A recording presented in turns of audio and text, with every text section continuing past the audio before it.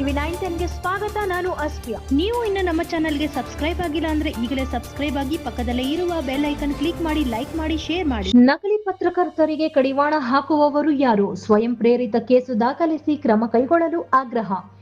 ಪತ್ರಿಕೋದ್ಯಮದ ಗಂಧ ಗಾಳಿ ಸಭ್ಯತೆ ನೀತಿ ನಿಯಮ ಯಾವುದೂ ಇಲ್ಲದ, ಕನಿಷ್ಠ ವಿದ್ಯಾರ್ಹತೆಯೂ ಇಲ್ಲದ ಕೆಲವು ನಕಲಿ ಪತ್ರಕರ್ತರಿಂದ ನಿಜವಾದ ಪತ್ರಕರ್ತರ ಗೌರವಕ್ಕೆ ಧಕ್ಕೆ ಉಂಟಾಗುತ್ತಿದೆ.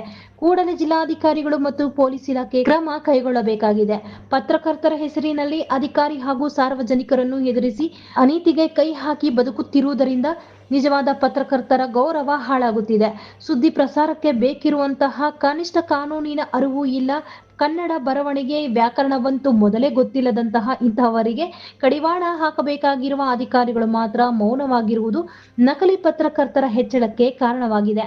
ನಕಲಿ ಪತ್ರಕರ್ತರ ಹಾವಳಿ ತಡೆಯಲು ಜಿಲ್ಲಾ ಆಡಳಿತ, ತಾಲೂಕು ಆಡಳಿತ, ಪೊಲೀಸ್ ಇಲಾಖೆ ಮತ್ತು ವಾರ್ತಾ ಇಲಾಖೆ ಸುಮ್ಮನಿರುವುದನ್ನು ನೋಡಿದರೆ ಬೆಕ್ಕಿನ ಕೊರಳಿಗೆ ಗಂಟೆ ಕಟ್ಟುವವರು ಯಾರು ಎಂಬ ಪ್ರಶ್ನೆ ಎದುರಾಗುತ್ತಿದೆ.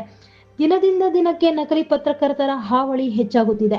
ಪತ್ರಕರ್ತರ ಸೋಗಿನಲ್ಲಿ ಇರುವವರಿಗೆ ಕಾನೂನಿನ ಭಯ ಹುಟ್ಟಿದರೆ ಮಾತ್ರ ಇದಕ್ಕೆ ಕಡಿವಾಣ ಹಾಕುವುದಕ್ಕೆ ಸಾಧ್ಯವಾಗುತ್ತದೆ.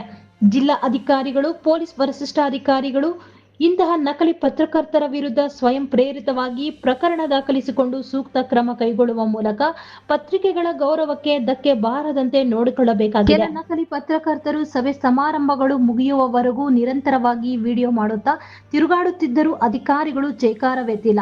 ಜನಪ್ರತಿನಿಧಿಗಳು, ಅಧಿಕಾರಿಗಳು ಮತ್ತು ಪೊಲೀಸರ ಇತ್ತೀಚಿನ ನಡೆಗಳು ಪರೋಕ್ಷವಾಗಿ ನಕಲಿ ಪತ್ರಕರ್ತರಿಗೆ ಪ್ರೋತ್ಸಾಹಿಸುವಂತೆ ಇವೆ. ತಾಲೂಕಿನಲ್ಲಿ ನಕಲಿ ಪತ್ರಕರ್ತರ ಹಾವಳಿ ಹೆಚ್ಚಳಕ್ಕೆ ಕಾರಣವಾಗಿದೆ ಎಂದು ಹಿರಿಯ ಪತ್ರಕರ್ತರು ಕಳವಳ ವ್ಯಕ್ತಪಡಿಸುತ್ತಿದ್ದಾರೆ. ಪತ್ರಕರ್ತರು ಸಮಾಜದ ಧ್ವನಿ ಎನ್ನುವುದು ಜನಸಾಮಾನ್ಯರ ತಿಳುವಳಿಕೆಯಾಗಿತ್ತು.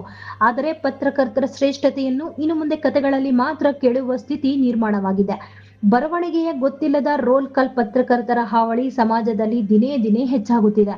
ನೋಂದಣಿ ಇಲ್ಲದ ಯೂಟ್ಯೂಬ್ ಚಾನೆಲ್ಗಳು, ಕಂಡು ಕೇಳರಿಯದ ಪತ್ರಿಕೆಗಳ ಐಡಿ ಕಾರ್ಡ್, ವಿಸಿಟಿಂಗ್ ಕಾರ್ಡ್ಗಳನ್ನು ಇಟ್ಟುಕೊಂಡು ದಪ್ಪ ದಪ್ಪ ಅಕ್ಷರಗಳಲ್ಲಿ ತಮ್ಮ ಕಾರು ಮತ್ತು ಬೈಕ್ಗಳ ಮುಂಭಾಗ ಪ್ರೆಸ್ ಎಂದು ಬರೆಸಿಕೊಂಡು ಅಕ್ರಮ ಚಟುವಟಿಕೆಗಳಿಗಾಗಿ ತಿರುಗುವವರ ವಿರುದ್ಧ ಕ್ರಮ ಅವಶ್ಯಕವಾಗಿದೆ. ಬಾಗೇಪಲ್ಲಿ ತಾಲೂಕಿನಲ್ಲಿ ನಕಲಿ ಪತ್ರಕರ್ತರ ಹಾವಳಿ ಮಿತಿ ಮೀರಿದೆ. ಸರ್ಕಾರಿ ಹಾಗೂ ಸಂಘ ಸಂಸ್ಥೆಗಳ ಕಾರ್ಯಕ್ರಮದಲ್ಲೂ ನಕಲಿ ಪತ್ರಕರ್ತರು ಮುಂಚೂಣಿಯಲ್ಲಿ ಇದ್ದು ಮುದ್ರಣ ಹಾಗೂ ದೃಶ್ಯ ಮಾಧ್ಯಮದ ವರದಿಗಾರರ ಕೆಲಸ ಕಾರ್ಯಗಳಿಗೆ ಅಡ್ಡಿಯಾಗುತ್ತಿದ್ದಾರೆ. ನಕಲಿ ಪತ್ರಕರ್ತರನ್ನು ಪ್ರಶ್ನಿಸುವ ನೈಜ ಪತ್ರಕರ್ತರ ಬಗ್ಗೆ ಸಾಮಾಜಿಕ ಜಾಲತಾಣದಲ್ಲಿ ವೈಯಕ್ತಿಕವಾಗಿ ಅಪಪ್ರಚಾರ ಮಾಡುವಂತಹ ಹುನ್ನಾರ ಕೂಡ ನಡೆದಿದೆ. ಇದನ್ನು ಖಂಡಿಸುವ ಪತ್ರಕರ್ತರನ್ನು ಗುರಿಯಾಗಿಸಿಕೊಂಡು ತೇಜೋವಧೆ ಮಾಡಲಾಗುತ್ತಿದೆ.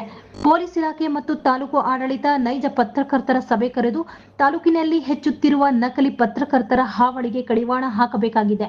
ನಕಲಿ ಪತ್ರಕರ್ತರ ವಿರುದ್ಧ ಸೂಕ್ತ ಕಾನೂನು ಕ್ರಮ ಜರುಗಿಸಬೇಕು. ಅಂತವರನ್ನು ಗೂಂಡಾ ಕಾಯ್ದೆಯಡಿ ಗಡೀಪಾರು ಮಾಡಬೇಕು. ಈ ವಿಚಾರದಲ್ಲಿ ಮೀನಾವೇಷ ಎಣಿಸಿದರೆ ಮುಂದೆ ನಡೆಯಲಿರುವ ಸರ್ಕಾರಿ ಸಭೆ ಸಮಾರಂಭ ಸೇರಿದಂತೆ ಚುನಾವಣೆಗಳಲ್ಲಿ ಸಹ ನಕಲಿ ಪತ್ರಕರ್ತರ ಹಾವಳಿ ಹೆಚ್ಚಾಗುವುದರಲ್ಲಿ ಸಂದೇಹವಿಲ್ಲ.